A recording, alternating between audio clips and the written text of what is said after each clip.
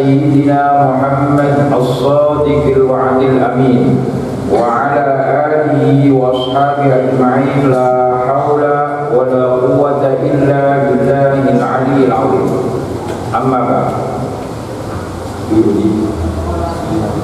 Qala dawuh sinten Syekh Abdullah Al-Habib Abdullah bin Alawi Al-Haddad radhiyallahu ridhani sinten Allah anhu saking Habib Abdullah bin Alawi Al-Haddad wa nafa'a lan paring manfaat sinten Allah bihi kelawan mengkono kaul. Al-khalqu ma'al haq. Al-khalqu utawi makhluk. Makhluk itu sesuatu selain Allah, termasuk manusia, ini bagian dari makhluk. Ma'al haqqi sertane Allah sing maha hak. Al-haq itu yang benar. La yahlu ora sepi sapa al-khalqu. La yahlu ora sepi sapa ahadun suwiji minhum saking al-khalqu. Min ayakuna saking to ono sapa al-khalqu fi ikhdadairataini ing dalem salah suwijine hubungan loro. Makhluk itu bersama Allah, diciptakan Allah, dia memiliki dua peranan. Imma dairatur rahmah, ana kalane hubungane rahmat welas asih. Allah ketika menciptakan langit, Allah menciptakan 100 rahmat. Innallaha dalam hadis qudsi ketika menciptakan langit dan bumi, Allah menciptakan 100 rahmat. Dari 100 rahmat tersebut, satu rahmat diturunkan ke dunia bumi, ke bumi ini, ke jagat raya ini, satu rahmat. Yang 99 rahmat itu kelak diturunkan oleh Allah ke akhirat. Jadi satu rahmat yang diturunkan ke semua makhluk. Dengan satu rahmat tersebut, makhluk antara ayah dan ibu, anak dan ibu, dan seluruh makhluk saling memiliki sifat kasih sayang. Sak galak-galak macan orang mangan anake. Itu artinya kasih sayang rahmat dari satu rahmat, seluruh makhluk hidup memiliki rasa rahmat kasih sayang. Au dairati hikmah utawa hubungane hikmah. Apa yang dimaksudkan oleh Syekh Abdullah Alawi Al-Haddad? Apa itu rahmat? Apa itu hikmah? Rahmat, manusia di dunia ini diuji dua. Kalau diberi nikmat, maka dia disuruh rahmat, yaitu disuruh bersyukur. Menungso hakikatnya semuanya itu ujian. Baik orang kaya diuji dengan kekayaannya, orang miskin, fakir diuji dengan kefakiran dan kemiskinan. Bukan orang fakir saja yang diuji, orang kaya tidak. Orang kaya diuji dengan kekayaannya, fidairatil rahmah. Orang miskin diuji dengan kemiskinannya, dengan bala, bencana, dan ujian macam-macam. Itu apa? Fidairatil hikmah, ada hikmahnya. Orang diuji oleh Allah, asale orang gelem donga ngangkat meminta kepada Allah, setelah diuji ada hikmahnya, dia ingat kepada Allah, mau berdoa, mau bangun malam untuk munajat, zikir, meminta kepada Allah. Itu hikmah. Ada hikmahnya orang diuji sakit supaya dia tahu rasa syukurnya sehat. Itu hikmah. Dari rotil hikmah. Kalau rahmah itu rasa kasih sayang.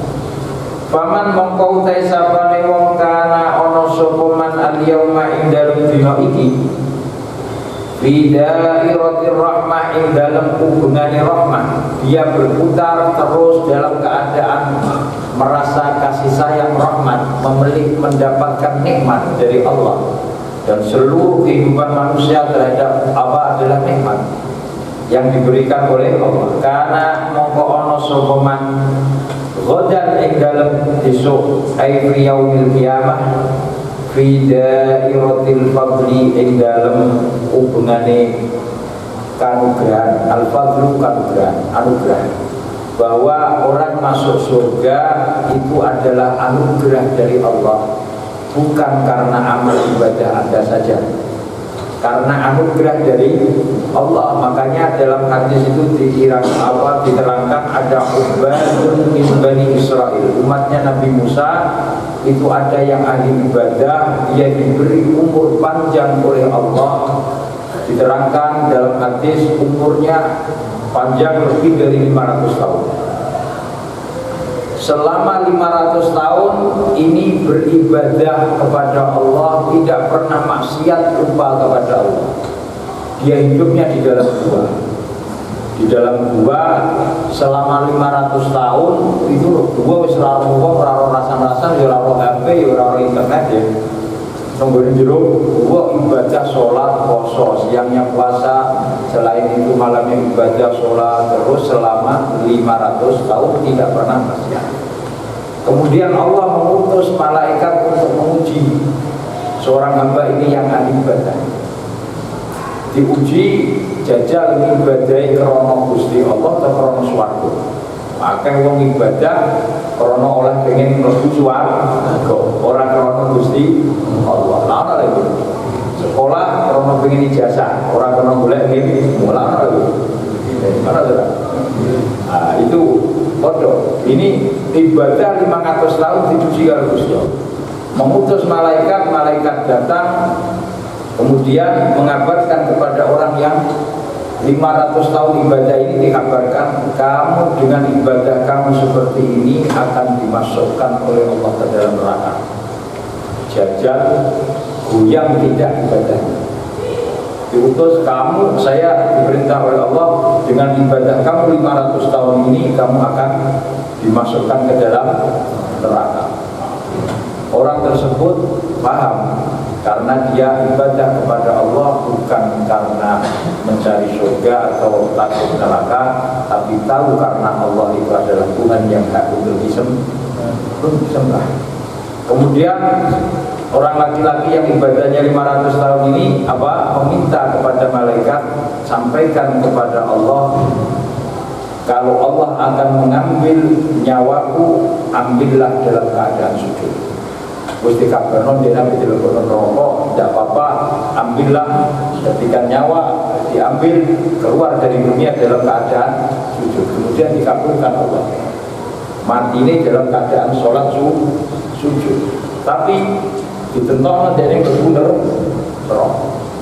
Setelah itu wafat. Setelah wafat diterangkan hisab. Dihisab di hadapan oleh Allah. Dia menghadap Allah, ditawan, kamu mau masuk surga dengan keadilanku atau dengan rahmatku? Dia merasa seumur hidupnya 500 tahun ibadah terus, dia membangga-banggakan amalnya. Saya akan melihat pahala yang diberikan oleh Allah terhadap ibadahku. Saya ingin masuk surga dengan amal perbuatan, dengan amal. Kemudian Allah mengutus malaikat zinu binikmatil basar. Selama 500 tahun beliau beribadah, aku beri nikmat 500 tahun, dia diberi penglihatan, tidak pernah sakit, tidak pernah mengeluh terhadap sakit. Timbang ibadahnya dengan nikmat, satu nikmat yaitu nikmat penglihatan. Ibadahnya juga ibadah 500 tahun lima wengi selama 500 tahun itu dengan nikmat yang diberikan oleh Allah. Nikmat apa? Bisa melihat tanpa pernah merasakan sakit. Maka ibadahnya orang imbang kalau nikmat yang diberikan oleh Allah. Setelah itu dicoba sentak ibadah. Bisa itu orang nikmat itu baru nikmat melihat, belum mendengar, belum bernapas, belum nikmat sehat yang lainnya. Akhirnya ngamalnya tidak adkhilu an-nar. Berarti masuk surga itu fadlun, artinya apa? Anugerah dari Allah. Apa? Wa ilusad binna wa bimahdi fadli wa yu'adzibna, siksaan Allah wa bimahdi abdi, keadilan Allah. Contohnya sampean tuh taruh ibadah ya kan gitu. Lah nek turune sedina sungi pirang jam? 6 jam, 8 jam. Kabeh lho ora wae tardalu ora wae ngaji dulu dihitung. Wae jamaah wiridan ngatuk dihitung. Totalnya piro sedina sunyi wong jam kabeh itu total. Selama 1 hari 1 malam kalau tidurnya 6 jam itu 1/4 hidup Anda untuk tidur. 1 hari 1 malam berapa? 24 jam. 24 dibagi 6 kan 4. Berarti kan 1/4-nya Ibu, nek sampean umure 20 tahun berarti wis 4 tak 5 tahun dulu. Ibu nek mulai lahir Senger turune 6 jam terus. Nek tambah ya berarti tambah 5 tahun. 5 tahun, sekolah MA 3 tahun. Akhirnya Ibu iso tambah, 5 tahun bisa tambah. Wong tuku ora ini. Umpama bunyi sampean melekan ora tuku isuke nyaure malah akeh. Gitu. Malah nyawa, nek sekolah ora ini sekolah Jumat hari tanggal merah jalur itu, Jumat jalur libur ora ini, tapi ora nyawa. Gitu. Nek turu jalur nyawa itu kadang lebih banyak. Mestinya di malam itu tidurnya 4 jam, waktu begadang orang turu bersubuh nyawa itu 6 jam. Nah, itu artinya apa? Lebih banyak. Ibu 6 jam 1/4. Jadi nek umur 20 tahun mulai lahir turun tidurnya 6 jam berarti sudah 5 tahun. Ibadahnya sedina sunyi berarti sholatnya 1 waktu 10 menit 10 kali 5 berarti 50. Tidak ada sholatnya 5 menit. 5 menit berarti 25. Sholatnya 25 menit tidurnya 6 jam. Berarti dihitung sholatnya itu tidak ada berapa bulan, hanya berapa bulan tidurnya sudah 5 tahun, kemudian 20 tahun. Nah itu turunnya 6 jam terus dibagi 4. Nih umur 40 tahun bis 10 tahun, tidur 10 tahun, berarti umurnya baru 30. Rondonya lagi 30 tahun, umurnya 40 tahun, sing 10 tahun orang rondo. Itu artinya apa? Ngono kok arep-arep swarga. Turune luwih akeh karo ibadah. Jangan-jangan. Waman utawi sapane wong kana ana sapa man fi dairatil hikmah ing dalem hubungane hikmah. Kana ana sapa man godan ing dalem sesuk ai fi yaumil qiyamah fi dairatil adli ing dalem hubungane keadilan Allah. Jadi kalau disiksa masuk neraka itu adalah keadilan Allah, karena tidak mungkin siksaan itu lebih dari amal, lebih dari perbuatan yang dia perbuat. Qala dawuh sinten Imam Abdullah bin Alawi al-Ghazali, ma taraka ora tinggal sapa wong minal kamali saking perkara sing sempurna, syai'an ing suwiji-wiji. Man sapa man wong aqama kang jumeneng sapa man nafsahu ing awak dhewe ne man min rabbihi saking pangerane man maqama abdi ing panggonan kawulane Allah min nafsihi saking awak dhewe ne man. Kalimat abad, tidak ada sesuatu yang sempurna dari mengaku sebagai hamba Allah. Kalimat hamba itu hina, tapi kalau diidhofahkan, disandarkan kepada sesuatu yang mulia, malah menjadi mulia.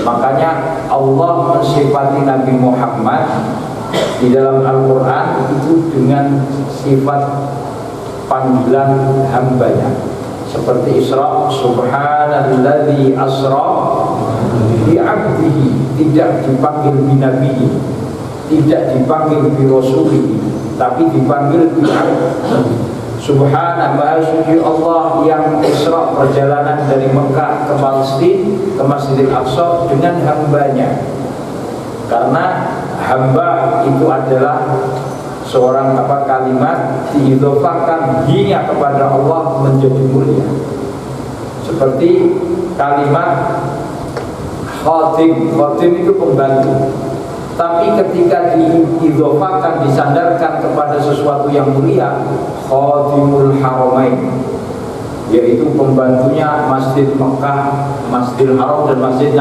Nabawi. Julukannya Raja Saudi, raja itu dijuluki khadim, orang Malik, tidak Malikul Haramain tapi khadimul haromen, karena kalimat haromen Makkah dan Madinah tempat yang mulia, maka dia menjadi pembantunya tetap tempat yang mulia, menjadi apa?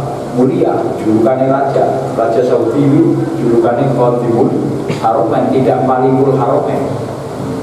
Karena apa? Diidofahkan kepada Haromen Syarifain, tempat yang mulia menjadi mulia. Meskipun kalimat tersebut asalnya biasa, disandarkan kepada kalimat yang mulia. Begitu juga seorang hamba, sebaik-baik manusia mengaku sebagai hamba Allah. Hamba Allah itu apa? Berarti mengabdi kepada Allah, tunduk kepada perintah Allah. Itu adalah sifat sempurnanya manusia. Makanya Allah menyifati Nabi apa? Dengan abdi. Ketika Isra tidak disifati dengan binabihi, tapi bi'abdi. Wa qala lan dawusidan Imam Abdullah bin Alawi al-Haddad, an-naimu utawi wong sing turu yuqazu iku ditangekno. Nah ana wong turu ya dibuka wong turu. Dan manusia ini hidup seperti ibarat ada beberapa kalimat hikmah mengatakan an-nasu niyamun idza matu intabahu. Manusia ini meskipun hidup sampean melek ini koyok mimpi, tidur lelap. Ketika Anda mati baru Anda bangun melihat hakikat yang nyata dalam kehidupan ini. Sekarang dalam kehidupan banyak orang yang banyak mimpinya. Sampai mimpi angan-angannya macam-macam gitu, pengen jadi kok, pengen ini, itu mimpi, angan-angan, niam, kayak wong dulu. Wana sunyam, kalau Anda sedang lupa tidur, lupa dibangunkan. Wal ghafiru utawi wong sing lali, ghafil itu lupa, lalai. Yudzakkaru dielingno sapa ghafil, kalau tidur dibangunkan, kalau lupa lalai diingatkan.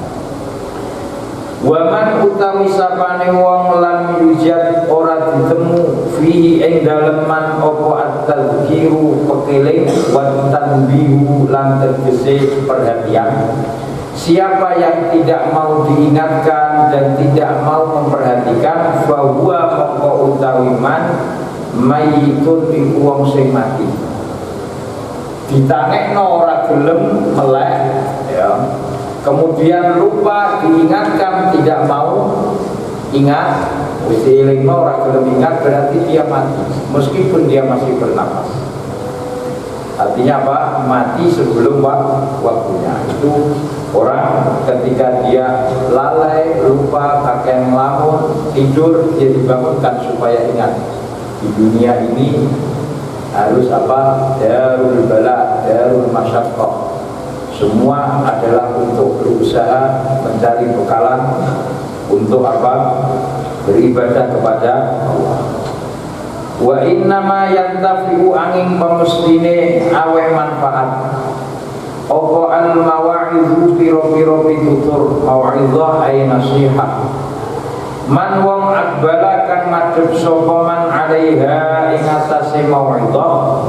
Oleh madhep biqalbihi kelawan atine wong. Jadi orang bisa menerima nasihat. Kalau Anda ingin menasihati seseorang, sentuhlah hatinya, bukan sentuh pikirannya. Makanya ulama dengan ahli falsafah, ahli pemikiran, orang yang membanggakan akal dan pemikirannya itu gagal di dalam mendidik seseorang karena dia berpandukan kepada akal. Kalau orang berpandukan kepada akal terus, isoni bantah. Bisanya apa? Akan menentang. Itu akal. Maka para ulama dia sukses karena apa? Ketika dia menyampaikan dakwahnya, menyampaikan kebenarannya dengan hatinya, bukan dengan pikirannya. Mulane wong saiki belajar sinau pikirannya tok oleh ilmu, tapi ilmune ora tembus ke hati. Kalau tidak tembus di hati, di pikiran tok, nek pinter iso minteri wong, tapi ora iso apa isone minteri. Nah, nek ilmu itu di hati, kalau tembus di hati, maka ilmu tersebut akan meresap dan memandu seseorang kepada kebaikan. Jadi orang yang Sekarang yang merusak terhadap tatanan dunia, menjadikan rusaknya dunia, bukan orang bodoh, orang yang berakal. Makanya ta'lim itu mengajarkan fasadun kabirun alimun, orang yang berilmu, mujtahid, berilmu yang menentang terhadap ilmunya, yang tidak cocok dengan ilmunya. Fasadun kabirun alimun mujtahid, alim yang mujtahid. Sing rusak ekonomi orang bodoh ekonomi, orang yang pakar ekonomi. Karena ilmunya dia tidak tembus di hatinya, tapi pikiran kok mulai ngakali dia. Yang merusak undang-undang juga undang-undang. Karena apa? Ilmunya di pikirannya tidak tembus di hatinya. Makanya para nabi itu apa? Ketika menasihati itu yang disentuh hatinya. Didikan nabi itu yang disentuh, dinasihati itu hatinya. Karena hati itu ibarat pemimpin dari seluruh tubuh dan anggota yang dimiliki manusia. Diibaratkan kalau sampean pengen ngeleh mobil tronton muatannya beratus-ratus ton. Sampean pengen ngeleh mobil nek kok dorong, kok dulu ngakeh, entek-entek mobil. Itu seperti orang menasihati tidak disentuh hatinya. Kalau Anda menyentuh hatinya, itu bawa kunci, setirin starter, setirin gasnya cepat jalan, nggak perlu tenaga. Itu seperti orang menasihati dengan hatinya. Hatinya itu apa? Kuncinya mobil tronton sing muatane tontonan yo nggone kunci. Atine kuncine starter jeng gas yang mlaku. Enggak usah nopo jurung-jurung kakean teno. Manusia juga gitu, ngandani wong nawakal sentuh hatinya. Nek kok kandhane terus kok tajiri karo fisik, kok tajiri karo niku ya. Padha karo ngeleh mobil tronton mau yo dorong-dorong entek apa. Tidak apa disentuh hatinya. Makanya didikan Nabi itu menyentuh hati, mendidik, merubah manusia. Wa ma yatadzakkaru lan ora tombo pitutur ilaman angin wong yunibu kang bali sapa man ana baini. Wa qala lan dawu sinten Syekh Abdullah bin Alal kaifa kale kaya apa yakunu ana minal mukminina saking pira-pira wong mukmin. Man wong yurdo kang ridho sapa man ridhoni al makhlukina ing pira-pira makhluk bisukhti rabbil alamina kelawan bendune Allah sing mengirani alam kabeh. Bagaimana manusia itu kok mampu mencari kehormatan dari makhluk dan meninggalkan kehormatan kemuliaan dari Allah, seperti mencari dunia meninggalkan akhirat. Nah, ini termasuk apa? Sesuatu yang menganehkan. Wa qala lan dawu sinten Imam al-adatu utawi kebiasaan. Idza rusikhat nalikane wis nancep apa al-adah nusikhat mongko dibusak dihilangno. Nasakha artinya dihilangkan, diganti opanya. Kebiasaan al-adah dalam syariat itu ada al-adah muhakkamah. Ada itu kebiasaan terkadang mempengaruhi terhadap keputusan hukum. La terusannya apa?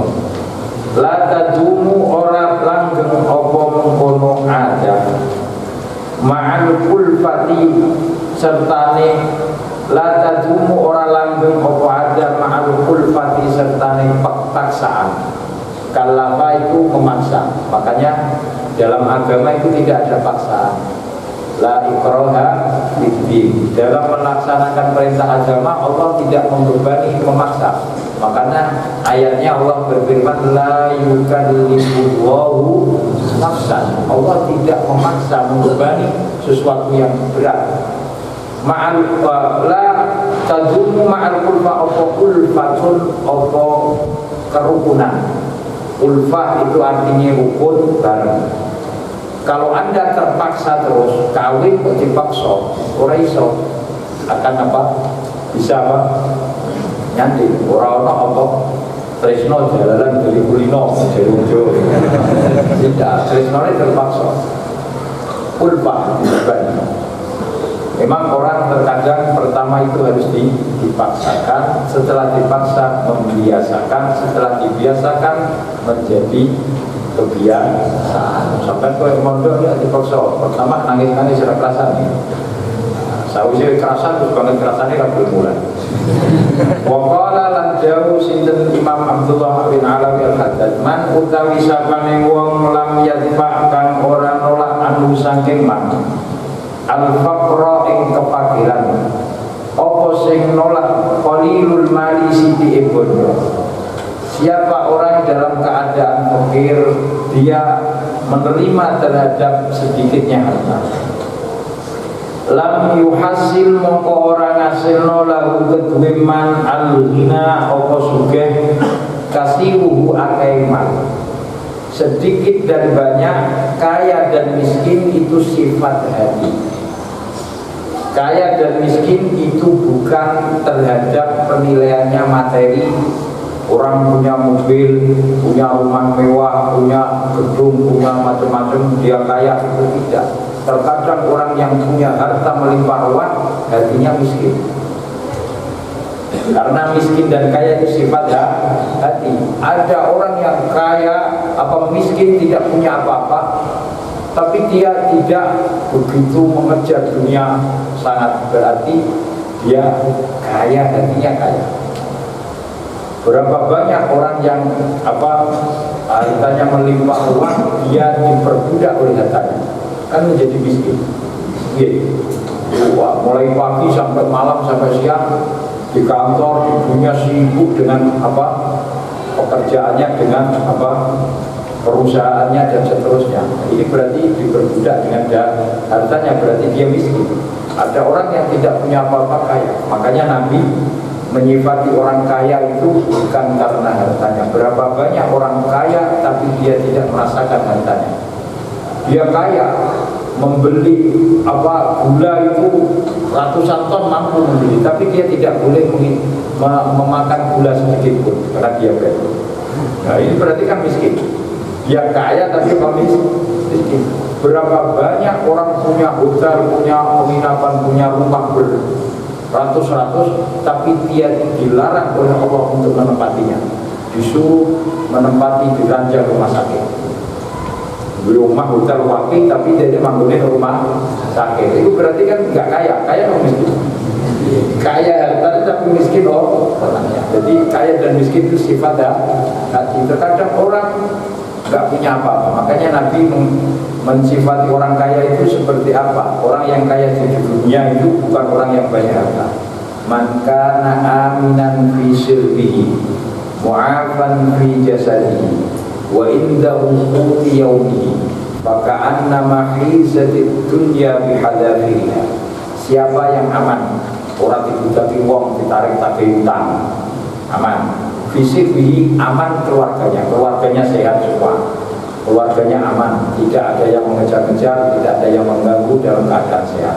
Wa indahu quti yaumi, dia punya makanan di hari itu, sehat, aman, punya makanan, seakan-akan dunia miliknya. Daripada orang yang punya harta banyak tapi dengan keluarganya gak pernah kumpul, esok keluarganya, anaknya belum bangun sudah pergi ke pekerjaannya. Ketika dia pulang anaknya sudah tidur. Itu orang aman bisa orang enak. Berarti orang kaya. Kaya itu sifat wa kadzalika lan kaya mengkono man wong lam yantafi kang ora ngalap manfaat sapa man bi qalilil ilmi kelawan sithike ilmu. Siapa yang tidak bermanfaat? Manfaat itu apa? Mengamalkan, mempraktekkan ilmu, meskipun ilmu sedikit. Anda tahu sedikit, wah ini adalah perintah Allah. Ngerti sholat duha itu sunnah, kemudian Anda melakukan, ngerti ilmu sholat duha, kemudian melakoni sholat duha, berarti manfaat. Melakukan apa yang dia tahu untuk beribadah kepada Allah.